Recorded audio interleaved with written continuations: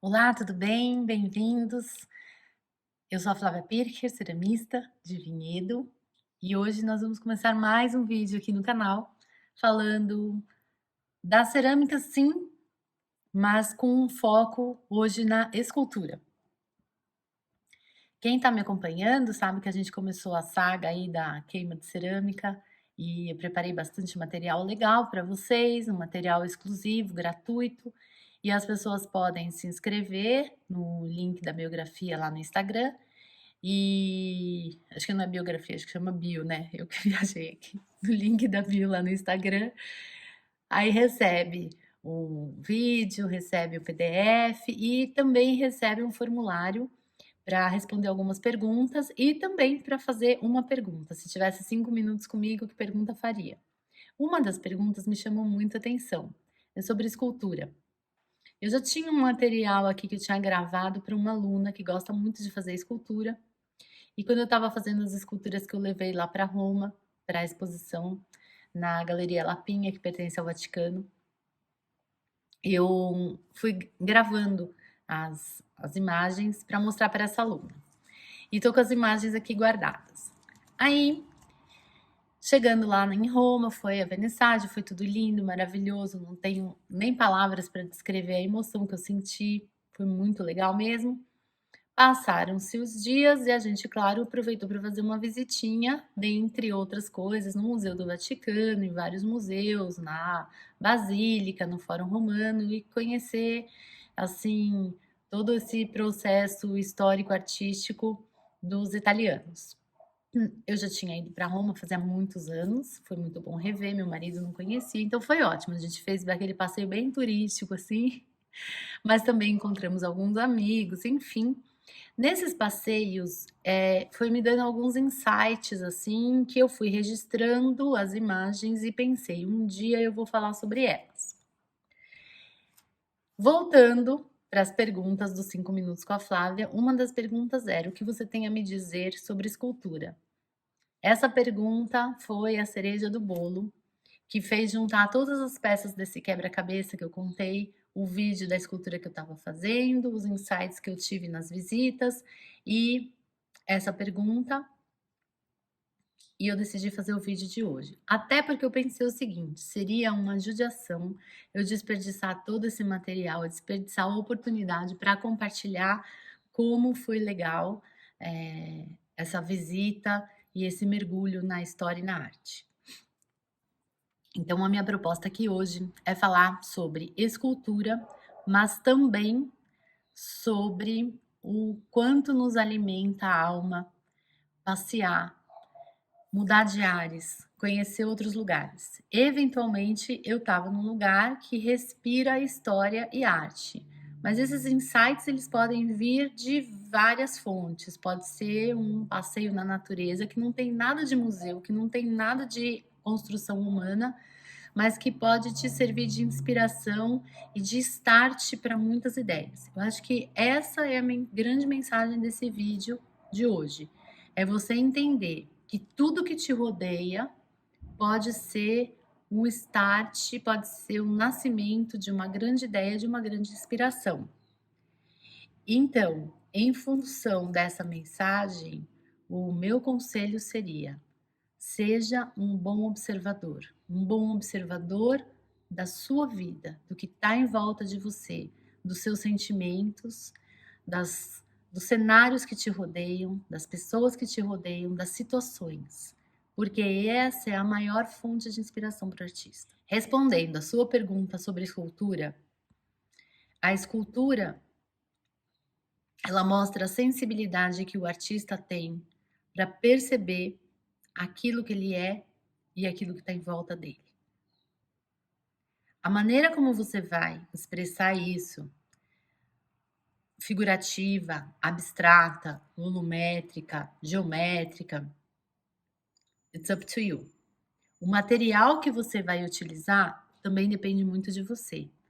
Eu trabalho com argila, um material que para os grandes escultores era apenas um material de esboço, um material que não tinha nada de nobreza. Para mim, na minha mão, ele se torna um material riquíssimo. E eu não culpo os outros, não fico criticando, cada um tem o seu pensamento.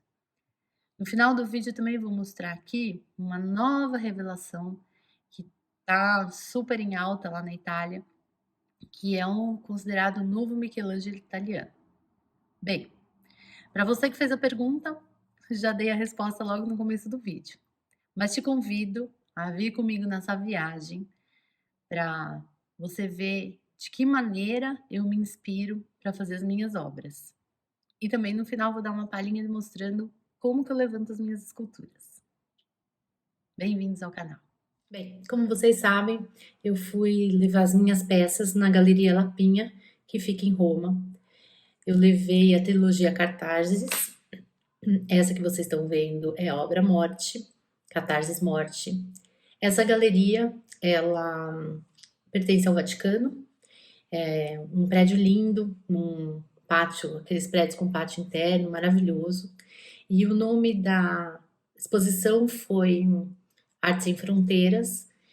É uma exposição que ocorre anualmente há já uns 30 anos e dessa vez eles fizeram uma parceria com as curadoras brasileiras Lígia Testa e Sandra Sete e aí levaram 20 artistas brasileiros com essa ideia realmente de romper as fronteiras.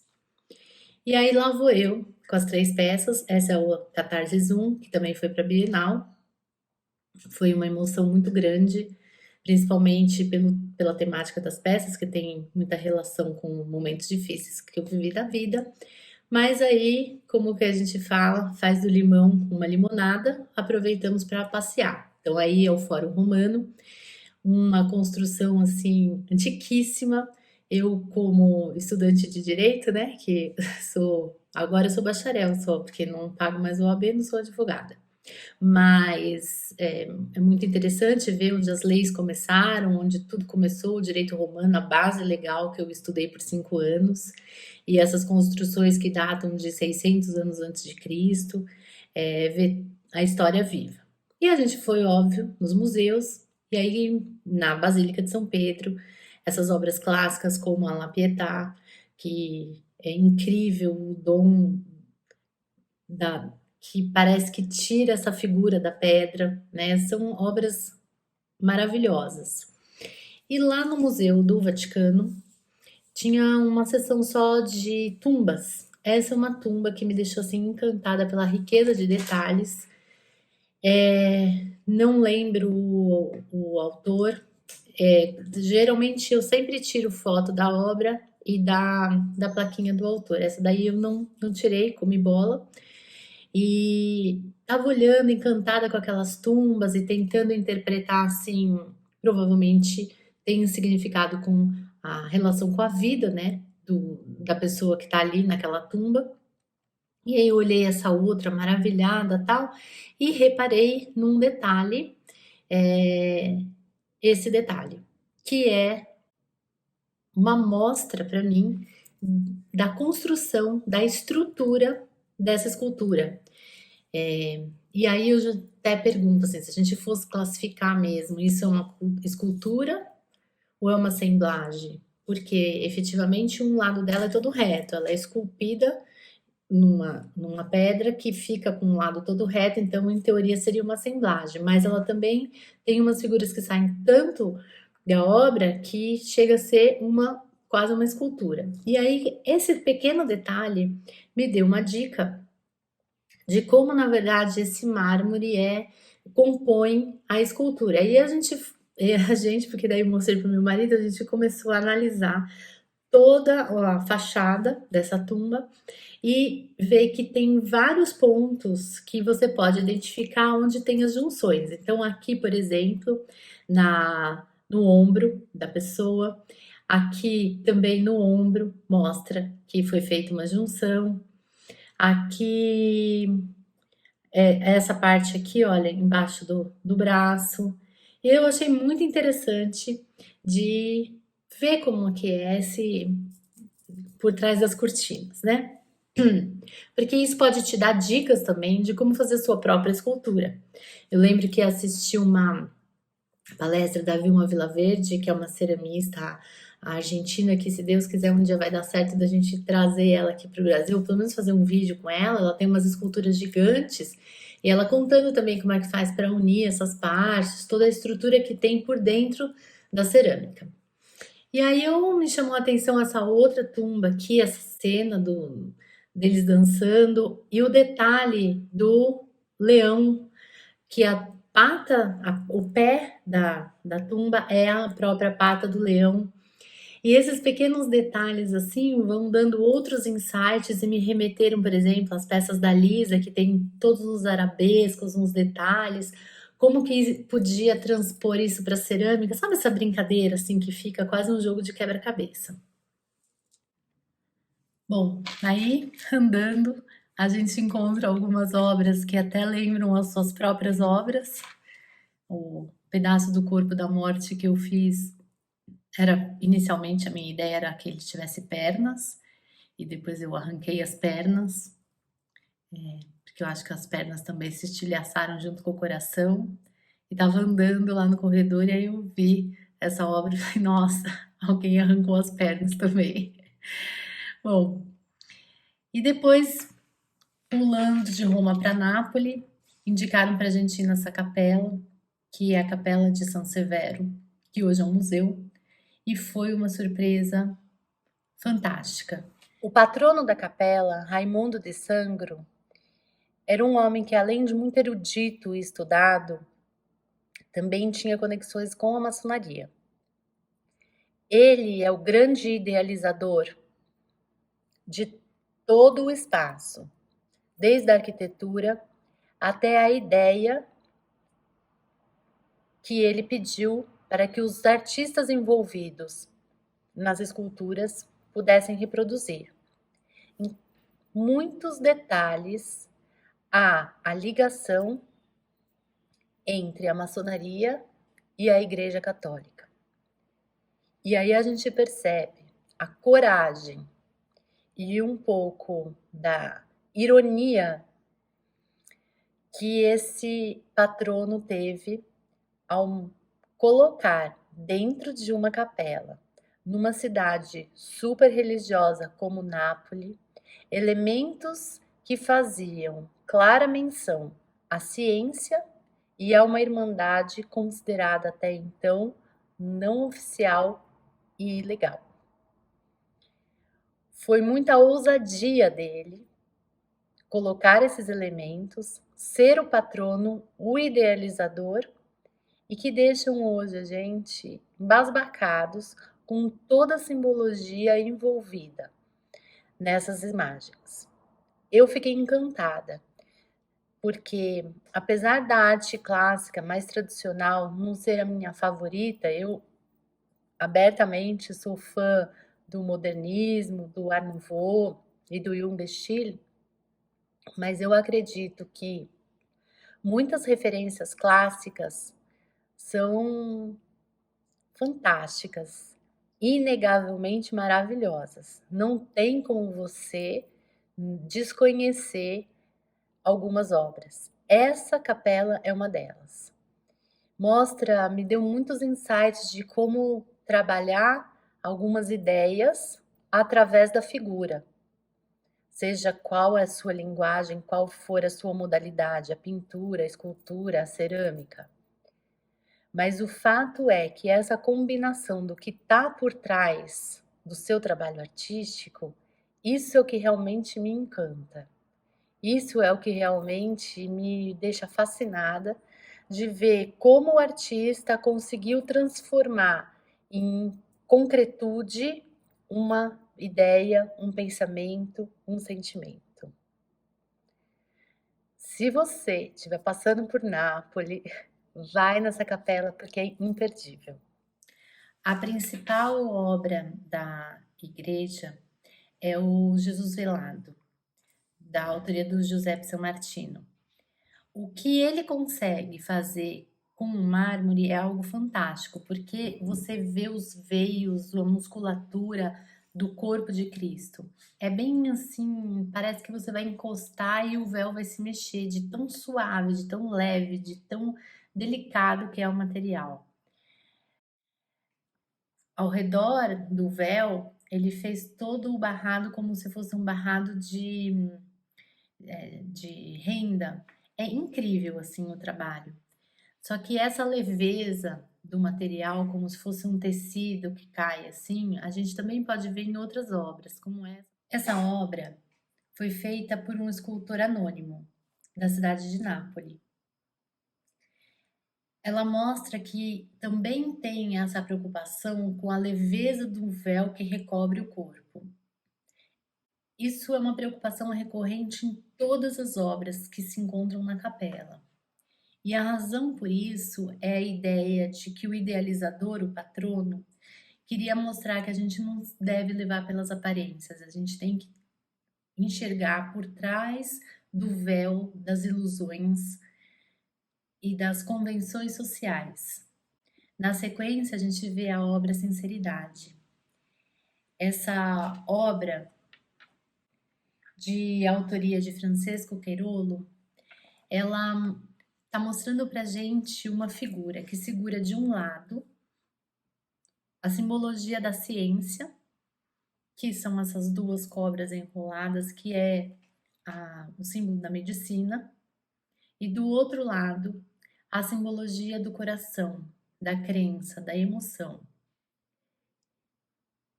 E a coragem de mostrar isso dentro de uma igreja, que uma figura que estaria ali, em teoria, para elevar a figura de Cristo, está segurando um símbolo da ciência. Na sequência, a gente vê uma obra que foi a minha favorita, que é o Desencantamento, também de Queirolo. Nessa obra, um anjo ele está tirando uma rede de cima de uma figura masculina. E a simbologia disso é a rede da ilusão. E essa rede é inteirinha feita de mármore. É a coisa mais linda que eu já vi. Eu não sei como esse homem conseguiu fazer isso. E o anjo, que é o anjo de Cristo, mas que também está segurando o mesmo bastão da ciência, então você veja, né? Ele está desvelando, descortinando o mundo para esse homem que está ali, tanto sendo ajudado pela ciência quanto a serviço da religião. Ele consegue fazer parecer com que o mármore realmente seja uma coisa mole, maleável, que recai sobre o corpo de Cristo. Dá para você ver as veias, os músculos do corpo morto, coberto por um véu que parece real. Eu tenho certeza, e vocês também que trabalham com escultura, que esse não foi o primeiro trabalho dele. Ele deve ter pego essa imagem reproduzida de uma posição concreta de um véu jogado sobre um corpo e feito em argila e depois reproduzido em gesso, em madeira, em vários materiais para ele conseguir entender cada detalhe desse formato de peça, dessa figuração que ele depois, no final, passou para o mármore com uma maestria inacreditável. Essa imagem é impressionante, porque a sensação que você tem é que você vai encostar e que o véu vai ceder ao seu toque, de tão delicado e leve. Uma outra coisa que tem que ser lembrada também é que nessa época era proibido observar os corpos, se fossem de pessoas vivas, pela questão do pecado, da nudez. E era um sacrilégio dissecar ou pegar corpos de pessoas mortas. Seguindo na sequência da visita ao Museu do Vaticano, tem um corredor gigante, lindo, cheio de obras, que leva à Capela Sistina. E nesse corredor, além das obras de arte, ele é adornado com muitas ânforas. Uma delas é essa, que eu achei simplesmente divina. Ela é esculpida em pedra e você vê os veios da pedra, e eu fiquei imaginando fazer um nericome com esses tons, assim, achei a coisa mais linda e fiquei pensando o que seria mais legal, fazer um nericome na técnica tradicional ou criar uma peça com layers do tipo de um carving e fazendo os recortes, assim. Aí eu fiquei imaginando técnicas diferentes e viajando na ideia. Depois, olhando para o teto, assim, numa dessas partes do corredor, tem são temáticas, né? E essa parte que é dos atlas, dos mapas, tem vários deuses e deusas que estão no teto em mosaico. E esses dois mosaicos, eles me remeteram a conseguir um lustre, um trabalho com terceira queima, com overglaze, não esses desenhos, essas figuras, veja, porque não é o meu estilo de trabalho, mas esse efeito de luz, de luminosidade, eu achei assim divino mesmo. Eu fiquei encantada. Bom, aí Pompeia. Pompeia foi assim, uma viagem no tempo, né? 400 anos antes de Cristo, tudo muito conservado. E eis que a gente chega nessa casa em Pompeia e vê esses bustos. E o que eram esses bustos? Eram os porta-retratos da época. E você vê assim como a arte e o design, o utilitário, eles sempre caminharam juntos. Isso é uma questão que sempre me pegou, assim, é, essa diferença de arte, artesania. Eu converso muito isso com a Norma, isso aparece muito forte na minha escrita, no projeto do mestrado. É uma coisa que eu estou tentando resolver, lendo e aprendendo muito sobre esse assunto. Mas o fato é que os objetos nasceram com uma finalidade ritualística, que depois veio a ser denominada uma finalidade religiosa. Aí as ânforas foram feitas para guardar os órgãos internos dos seres que eram enterrados, das pessoas, e depois foram tendo essa utilidade prática. Mas esse caminho da arte e da utilidade sempre foi muito de mão dada. E aqui a gente vê os bustos sendo os porta-retratos da época. Eu achei o máximo isso. E também no museu, esse no Museu do Vaticano, as primeiras imagens registradas de caricaturas foram essas, na Síria, onde hoje é a região da Síria. Olha que interessante, o que hoje a gente dá risada dos quadrinhos, né? Também eu registrei como que diferentes civilizações enxergam e mostram os animais. Por exemplo, os egípcios aqui mostrando o gato, que era uma figura, né, junto com a cobra, uma figura idolatrada, parado, emposado, e já os romanos têm esse estudo dos animais, mas os animais em movimento. Então aqui eu peguei alguns detalhes, estava longe, o cavalo em movimento, em pleno trote, e depois esse veado sendo atacado. E eu fiquei imaginando assim como devia ser difícil na época, sem o instantâneo, sem a câmera fotográfica, como que eles faziam para registrar esse momento? O quão difícil não era de você olhar, desenhar, obviamente, mas tinha que ser um desenho meio rápido ao mesmo tempo que você quer pegar esses detalhes para depois transformar em outra linguagem.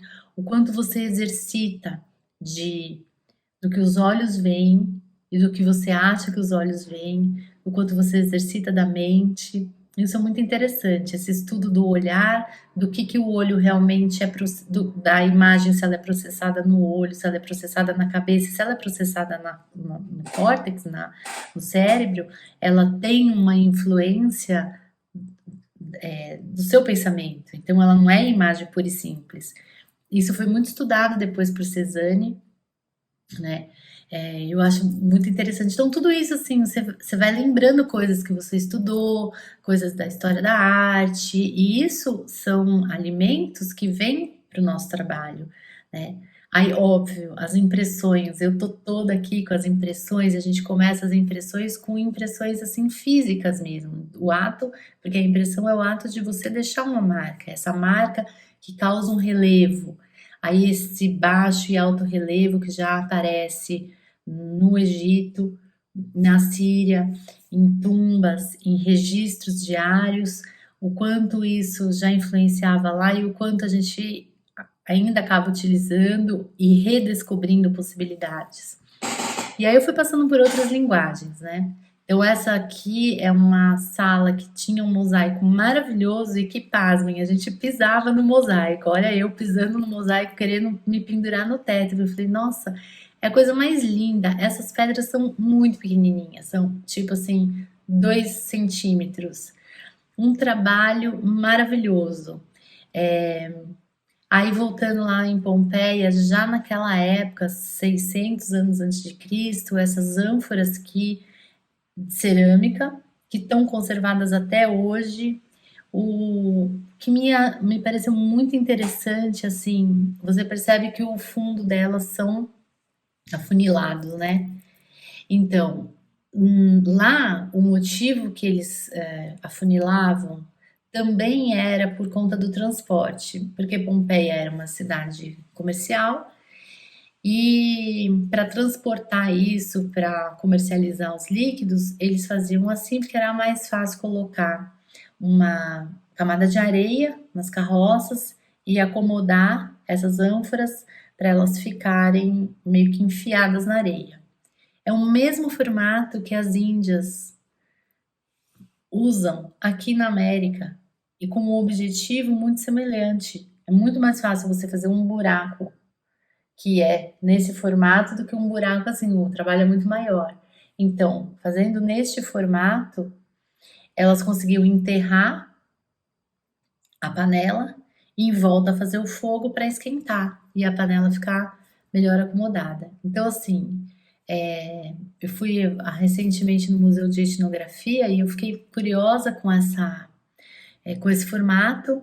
E daí eu fui pesquisar, conversei com a Adriana Martinez, que é uma especialista em cerâmica indígena pré-colombiana, e aí ela me deu várias referências e me explicou. Então, assim, você vê que os motivos, como que esses povos tão distantes chegaram em formatos tão próximos.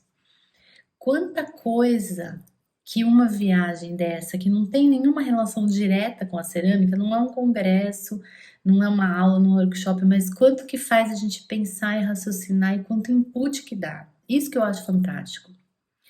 Esse palácio aqui, que eles chamam de palácio, era do rei na época do Fórum Romano, no ápice do Império Romano.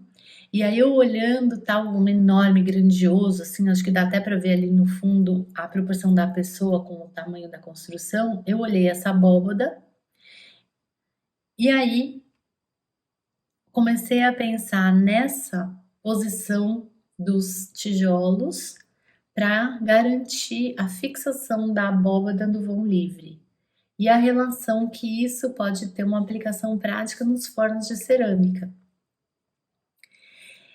Então você vê assim, vai te dando tanta ideia, eu acho isso fantástico.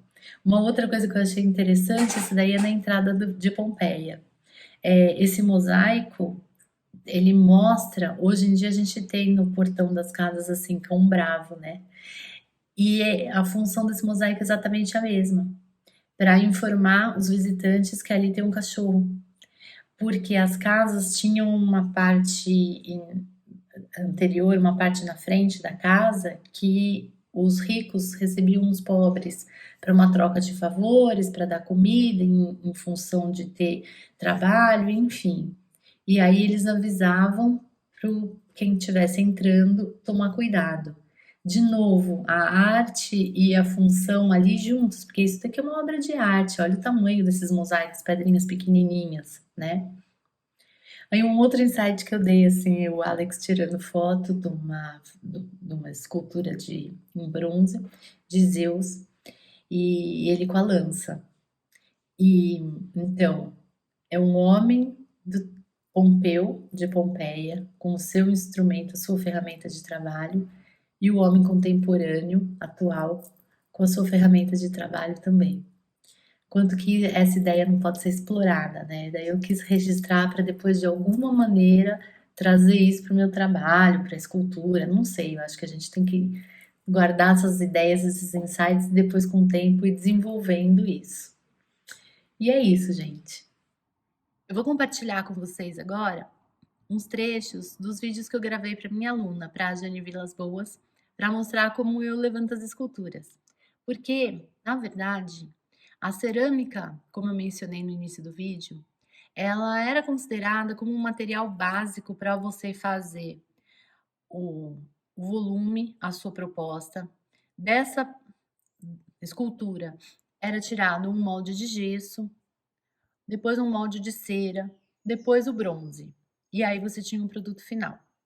Então a argila nunca recebeu o tratamento como se ela fosse ir a termo, como se ela fosse ser queimada. Por isso a escultura começava sempre num bloco maciço. Com o passar do tempo, as pessoas começaram a querer explorar esse material e utilizar esse material como um produto final. A técnica continua a mesma, partindo do bloco maciço, fazer a escultura, depois corta em pedaços, oca, recola, remonta e a escultura estaria ocada, pronta para ser levada ao forno, porque se ela for levada maciço, a chance dela estourar, dela explodir é muito grande. Entretanto, há outras maneiras de fazer esculturas de cerâmica.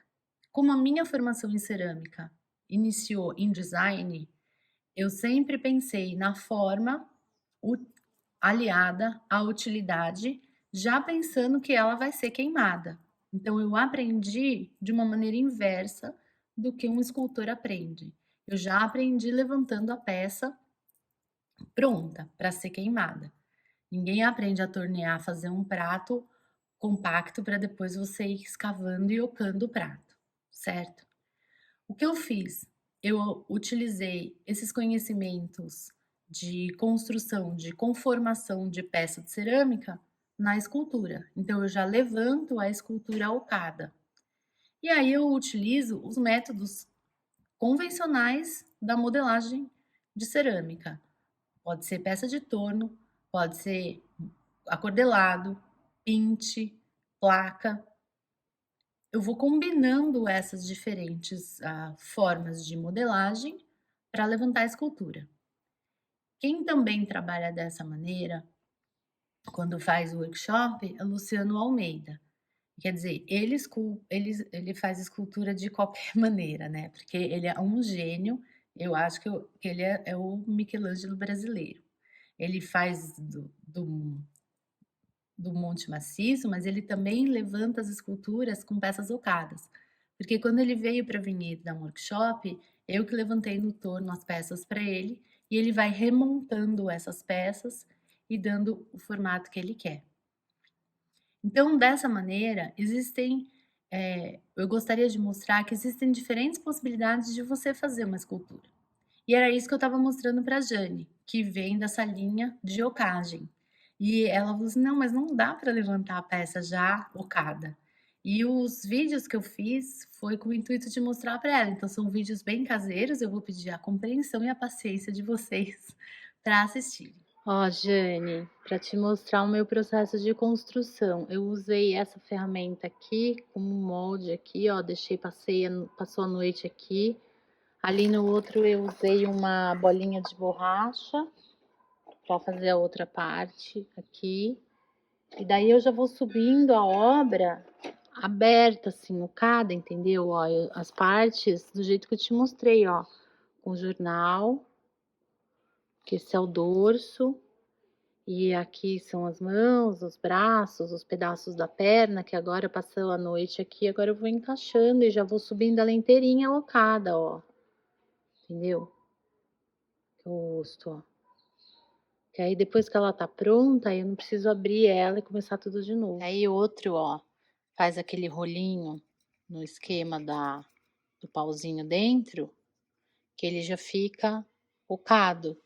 E aí contorno ele com o formato que eu quero, tá vendo?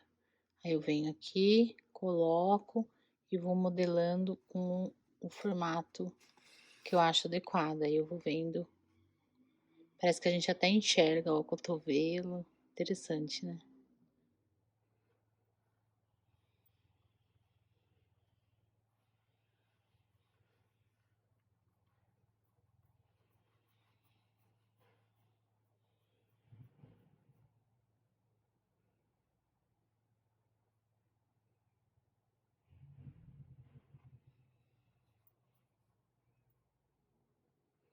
Interessante, aqui já tá aparecendo o joelho, ó.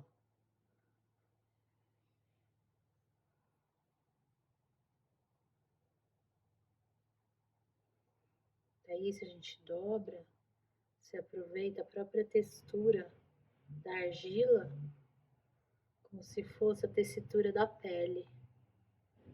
Aí vai abrindo. Aqui, ó. Tá vendo?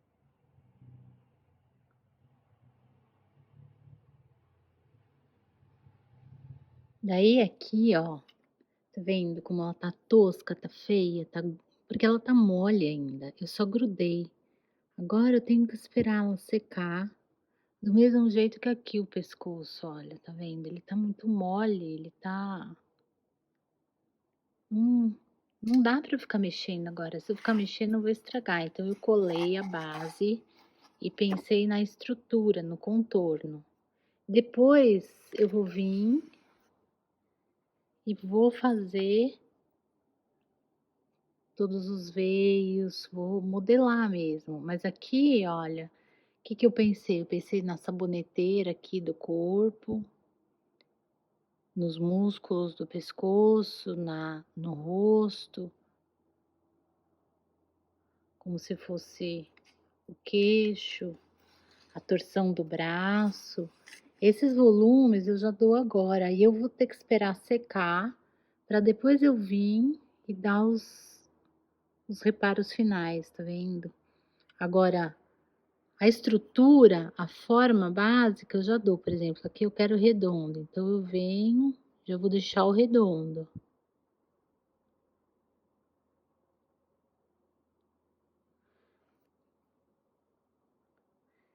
E depois esses detalhezinhos aqui, ó, eu vou esperar, porque se eu ficar mexendo, percebe que ela tá se mexendo, ó.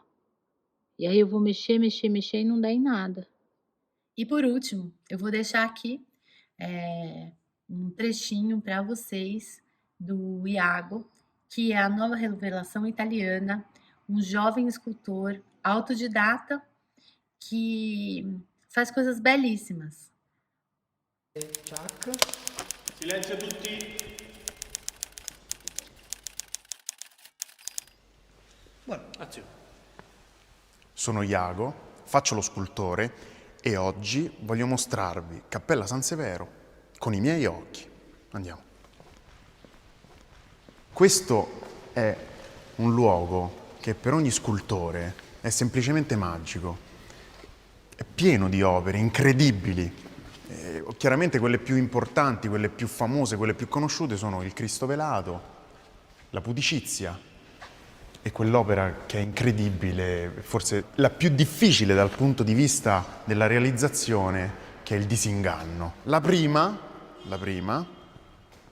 É um pouquinho de lição de casa para quem se interessa por escultura, porque aí vai ter bastante coisa para pesquisar, mas também uma sugestão referencial para vocês verem outras modalidades. No caso, ele faz um trabalho com mármore, mas a ideia é mostrar, e eu deixei esse trecho aqui para vocês verem, e vou deixar no descritivo alguns links de vídeos dele para vocês assistirem, que a questão é o seguinte, ele também bebe na fonte de artistas clássicos, apesar do trabalho dele não ter essa referência visual do classicismo, do tradicional, ele vai beber na fonte e fica visitando, claro que ele está no berço ali, para ele é fácil, né?